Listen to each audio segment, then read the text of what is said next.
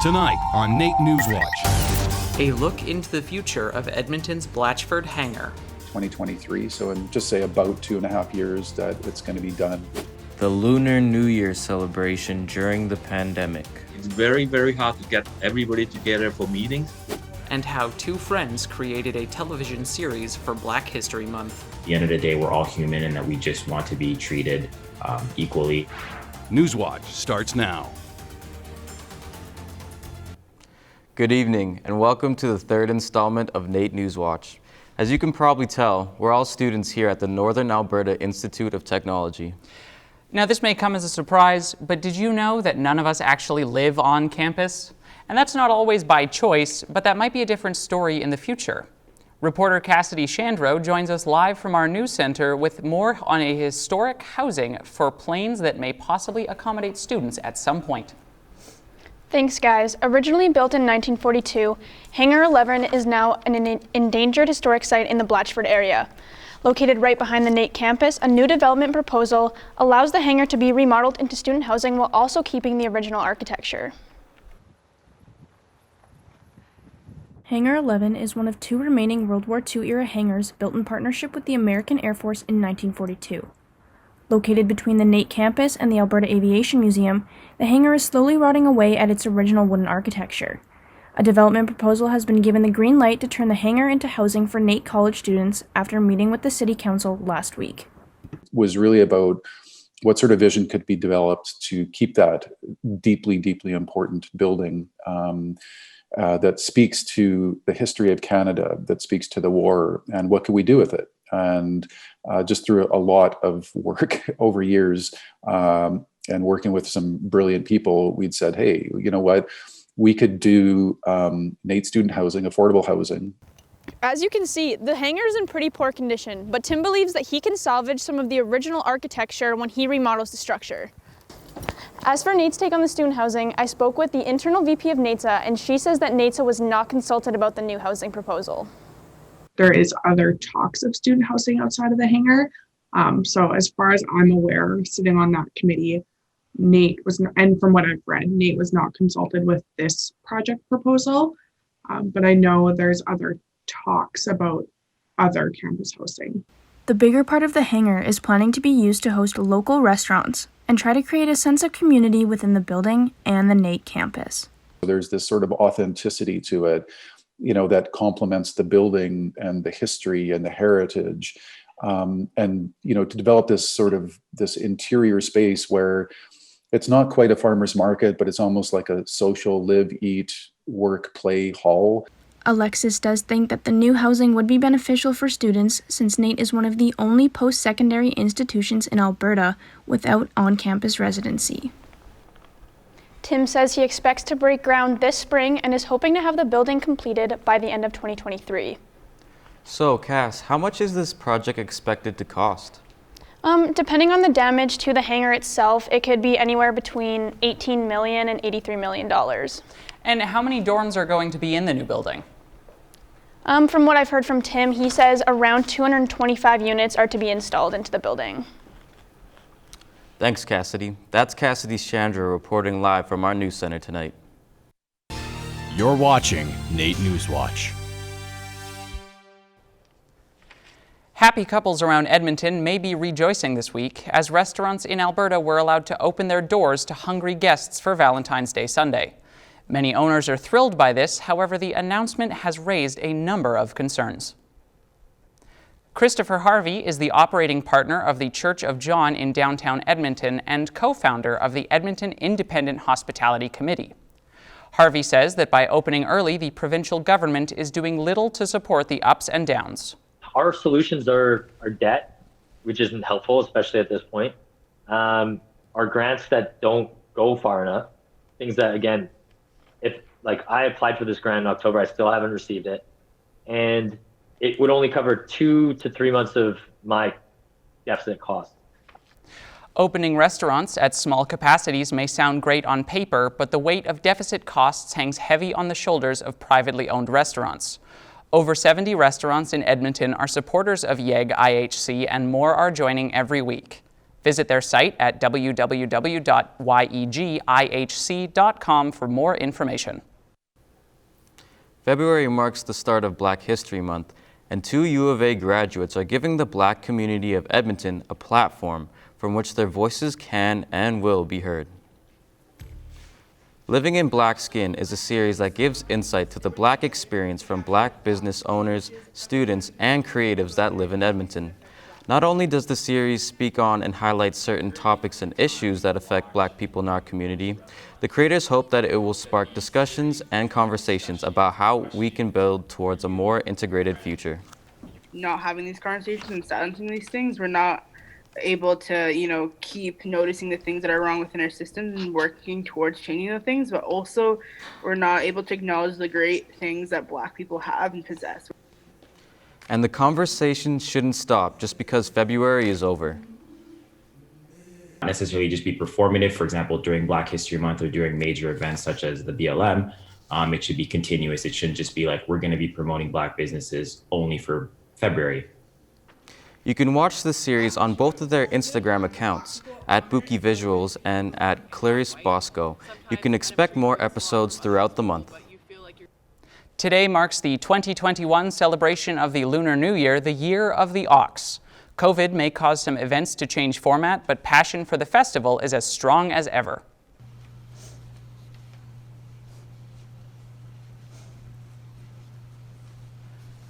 The Chinese Graduates Association of Alberta is focused on bringing the excitement into the homes of those looking to celebrate at a distance this year.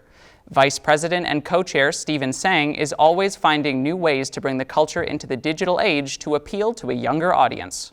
We come up with a website. We come up with this idea that we have obviously a main hall for performance, we have the normal lion dance and dragon dance and singing and dancing, as well as even some cooking demonstration and calligraphy demonstration and things like that.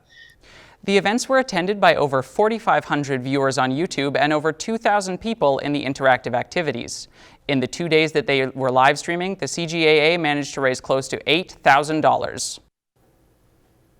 The Alberta Animal Rescue Centre has opened its first facility in Edmonton last week, and they have been busy ever since.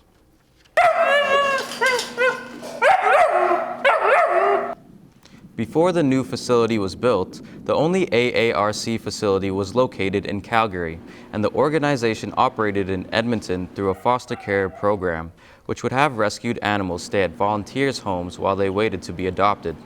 Having this new rescue center helps them deal with the greater amount of animals and supports its sister facility, as manager Jamie Blair explains. So ARCS rescues animals all throughout the province, which is one of the unique things about our organization. And holding them, we've taken in over just about 250 animals so far.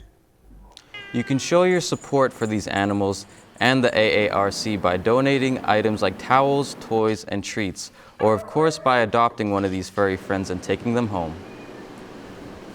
Coming up after the break, see how local organizations open their doors to support the homeless during this extreme cold. Most of the shelters are temporary right now. And what the Edmonton Stingers basketball team has been up to during their off-season. Are we going to have a normal season? Are we going to have a bubble? Are we going to be able to play in front of fans? And coming up in sports, Edmonton Youth Sports have received the go-ahead to start practicing again, whereas college athletics haven't been so lucky. And the Edmonton football team has started phase 2 of the name change process. All that and more coming up in sports.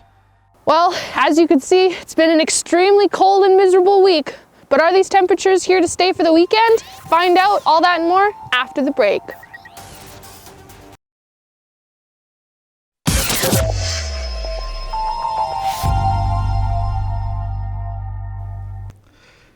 Gabe, I don't know about you, but I was freezing this week when we went to get footage for our stories. Austin, I know exactly how you feel. I had to repeatedly take off my gloves and poke at my fingers to make sure that they hadn't already fallen off. Hopefully it warms up a little bit, and weather person Sarah, please give us some good news. Thanks, guys. I have some good news and some bad news. The good news is that we will start to see some warmer temperatures, and we will likely be able to say goodbye to this -20 weather for a little while. Now, the bad news is we aren't supposed to see that change until later next week. Now, starting with the temperatures, we start off to the south in Calgary, where it's mainly sunny with a high of -20 and a low of -28. Obviously, it is still cold. Next, we go into Jasper, where it's also mainly sunny, but they have a high of -14 and a low of -32. It definitely tends to drop off during those early mornings. Now, if you're planning on going and doing some skiing there in Jasper, I will admit it is supposed to look a lot warmer on that Sunday, so it will be a -8 for the high. Now, for Fort McMurray, we're looking at -20 for the high, and we are sitting at -34 for the low. It is very, very cold. Even though it's sunny, don't let it fool you. Now on to Edmonton, with a high of -19 and a low of -29. We are looking mainly sunny, but as everywhere else that we've heard, it's still very, very cold. Now, the temperatures are supposed to heat up a little bit for the next week, and so it would be a good thing when you go for events that, such as like the Silver Skate Festival in Harlack Park, or maybe you want to take your special Valentine out to go check out some new ice sculptures on White as part of their boardwalk on White. So even though we have all those temperatures, we're still sitting about 16 degrees below average. Now, on average, we have a -3 for the high and a -13 for the average low. But on record, back in 1934, the record high was 11. Meanwhile, in 1909, the record low was -39. Now, it may not seem like that bad because that's exactly what we've basically been dealing with the wind chill. But my news to you is if you're planning on going and doing some grand old things for the family day weekend, or maybe you're like us university students who have reading week this week, just make sure to dress warm for right now. Thanks, guys. NewsWatch Weather is brought to you by NR92, the station for the students. As Sarah told us, it has been very, very cold over the last week. Edmonton has over 2,000 homeless individuals, and temperatures like this can be deadly. The Mustard Seed, located on 114th Street, has been hard at work in a desperate attempt to maintain shelter for as many of the homeless as possible. The non-profit organization is a staple in the homeless community, able to provide everything from health, wellness, meals, and employment, spiritual counseling. Unfortunately, a lack of support means that these shelters are only temporary. Some ways to support the Mustard Seed and other agencies in Edmonton, just continuing to share educational information, especially regarding 211 or 311, being able to help people that are in need that they might see suffering on the streets in such terrible weather. Thankfully, the Mustard Seed is not the only facility in Edmonton dedicated to helping out. Locations such as the Bissell Center, Boyle Street Community Services, and the Hope Mission are available to lend a hand. Many mosques around the city, such as the Al Rashid Mosque, are also opening their doors to provide help, and they can all use your support. We go now to Zach Marks with a look into the sports world this week. From the return to practice for some sports to basketball's off-season, he's got you covered for what you need to know.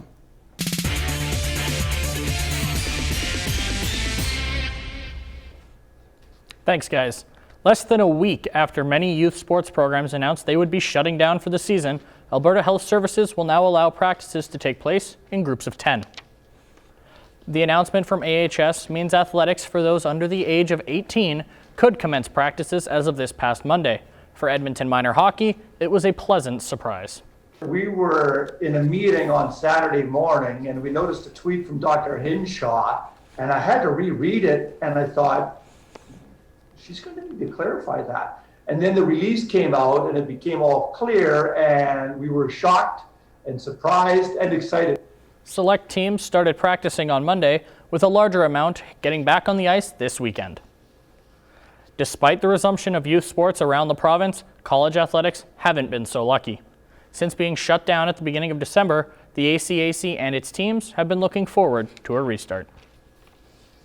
Even though the different colleges already have safety precautions in place from last year's initial restrictions, the province has elected to keep things shut down for the time being, leaving many incredibly frustrated. The short answer is no, not yet. We're waiting for some clarification on varsity sport. When the restrictions first came out, varsity sport, universities and colleges within the province were the exemption. NAIT's athletic programs will continue online activities until a possible restart in the future. As the pandemic continues to affect the city's way of life, the defending CEBL champion Edmonton Stingers are experiencing an offseason like no other. Since winning the championship last August, it's been nothing but unknowns for the franchise. Done on defense. There's Baker. No way. Jordan Baker does it again. The CEBL and its teams have been working since the end of last season to have numerous plans for a season this summer. For the Stingers, their biggest concern is their fans. The other thing that's different is the way we communicate to our fan base. We can't go to a fan base and say, we're definitely doing this season in a normal fashion, and then 3 weeks later change that on our fan base. We don't want to have the ups and downs, the roller coaster rides of emotion. The team hopes to open its title defending season in front of fans this summer. The Edmonton football team is moving with full force towards a new name in time for the upcoming season. The team has released a list of 7 potential new names for fans to vote on. These names include the Eagles, Eclipse, Elements, Elk Hounds, Evergolds, and Evergreens. For both fans and media alike, some of the names have come out of nowhere. I'm a little surprised, maybe just because when I saw the original list, or the top 10 list, when Phase 1 was rolled out late in 2020, I don't remember seeing a lot of those names. To vote on the team's new name, visit www.esks.com before February 14th. So what do you guys think of the potential new names? I'm partial to Elk Hounds or the Elements. I'm personally not a huge sports person, but I am at least glad that they're letting the community vote on this. Yeah, that's an opinion on social media. A lot of people aren't too happy with the name list, but they're happy they at least get a say in what the new name will be. I personally prefer the Eagles, but any word if the CFL will have a season this year? Nothing concrete yet, but league officials are hopeful they'll be able to kick off in time this summer. That's all for sports. So Gabe, are you planning on voting on the new team name? So, like I said to Zach, not really a huge sports person, but I will say this is a bit of a monumentous occasion, so I might just vote. Thank you all so much for joining us for the 3rd installment of NewsWatch. We won't be around over reading week, so be sure to rest up and check back for the 4th show on February 26th. Have a great week.